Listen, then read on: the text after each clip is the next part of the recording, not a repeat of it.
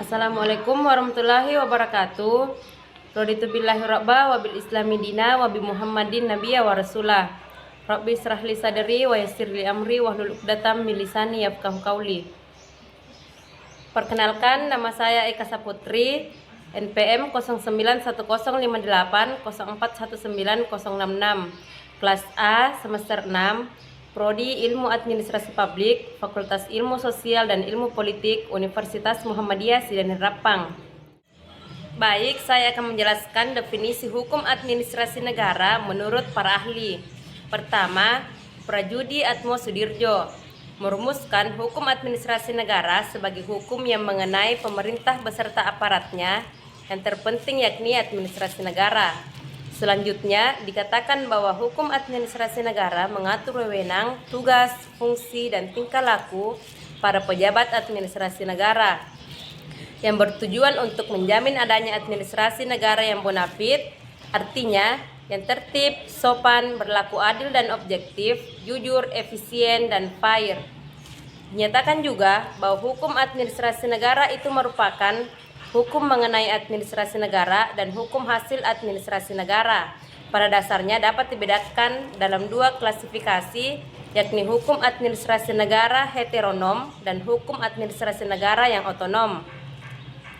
Prajudi Atmo Sudirjo mengemukakan bahwa pemerintah dijalankan oleh penguasa eksekutif beserta aparatnya, sedangkan administrasi negara dijalankan oleh penguasa administrasi beserta aparatnya.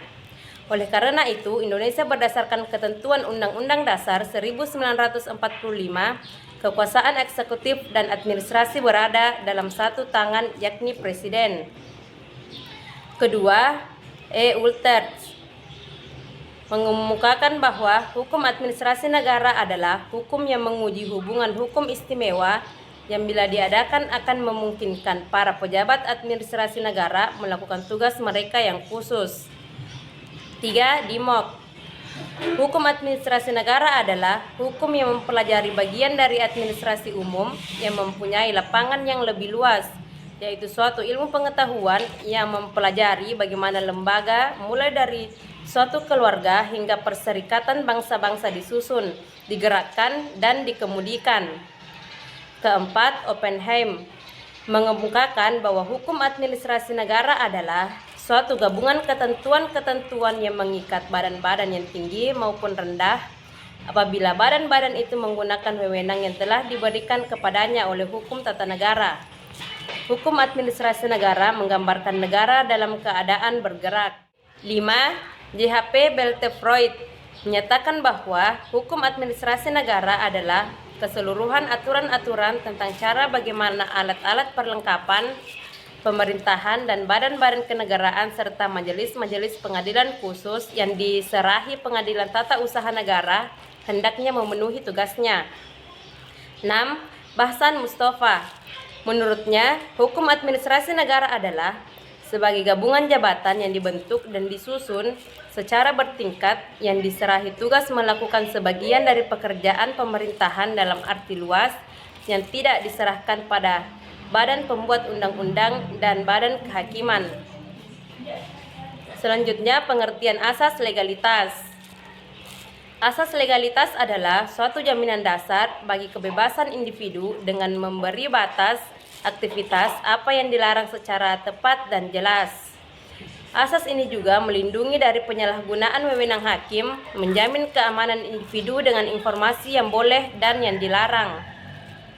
Kemudian, pengertian asas diskresi. Asas diskresi dalam hukum administrasi negara adalah kebebasan atau keleluasaan bertindak administrasi negara yang dimungkinkan oleh hukum untuk bertindak atas inisiatif sendiri. Yang terakhir, hubungan antara hukum tata negara dengan hukum administrasi. Ada dua golongan pendapat mengenai hubungan antara hukum administrasi negara dengan hukum tata negara. Golongan pertama menyatakan ada perbedaan yuridis prinsipil antara HAN dengan HTN. Golongan kedua menyatakan tidak ada perbedaan yuridis prinsipil antara HAN dengan HTN. Para ahli yang berpendapat bahwa ada perbedaan yuridis prinsipil antara HAN dan HTN adalah Oppenheim dan Logeman.